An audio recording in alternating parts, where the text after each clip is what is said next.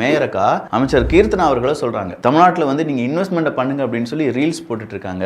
இன்றைக்கு அமைச்சரா இருக்கக்கூடியவர்கள் வந்து ஒரு ரீல்ஸ் போட்டு ஒரு இன்வைட் போடுறாங்க. அந்த ரீல்ஸ் அப்படின்றது எந்த வகையில எத்தனை தொழிலாளர்கள் வந்து ஈர்க்கும் அப்படின்றது தெரியல. கருணாநிதி இல்லைன்னா நம்மளாம் கம்ப்யூட்டரை தொட்டிருக்க மாட்டோம்னு மறுபடியும் சொல்றாங்க மேயர் பிரியாக்கா. அமெரிக்காக்காரன் கம்ப்யூட்டரை கண்டுபிடிச்சதற்கும் கருணாநிதி தான் காரணம். மாற்றம் மறந்து கொண்டிருந்தது, அதை சரியா சில தலைவர்கள் எடுத்து வைத்து விட்டார்கள். அதற்கு இவர்கள் மட்டும்தான் காரணம் அப்படின்னு சொன்னா அதை ஏற்றுக்கொள்ள முடியாது. அவரும் ஒரு காரணம். இப்ப விர்ச்சுவல் வாரியர்ஸ்களா உங்களுக்கு மண்டையில எதனா இருக்குதா? திரையில வர படம் கிடையாது. 3 ஹவர் வந்து பார்த்துட்டு ரிவ்யூ பண்ணிட்டு படம் நல்லா இருந்தது. இவ்வளவு பிரச்சனைகள் நடந்துட்டு இருக்கு, உங்களுடைய சொத்து விவரத்தை கூட நீங்க காண்பிக்காம இருந்திருக்கீங்க. அந்த அளவுக்கு பிஸியா மேடம் என்ன செஞ்சாங்க அப்படிங்கிற கேள்வியை கீழே இருக்கவங்க கேட்டுட்டு இருக்காங்க. மக்களை தற்கூரி அப்படின்னு சொல்லி நீங்க ஒரு கூட்டத்தை தள்ளி வைக்கிறது என்ன இது?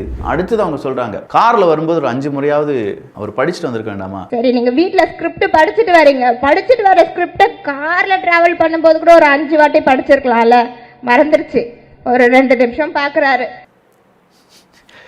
உங்க தலைவரை நான் அவமானப்படுத்துறதை விட மற்றவங்க அவமானப்படுத்துறதை விட நீங்க தான் அதிகமாக அவமானப்படுத்துறீங்க. தொல்குடி புகுத்தாய்வு திட்டம் ஈரல மக்கள் வனத்துறைக்கு உட்பட்ட முந்திரி தோட்டத்துல முந்திரி கொட்டை சேகரம் கண்டதறி அருள்மிகு திருக்கோயில் போராட்டம்.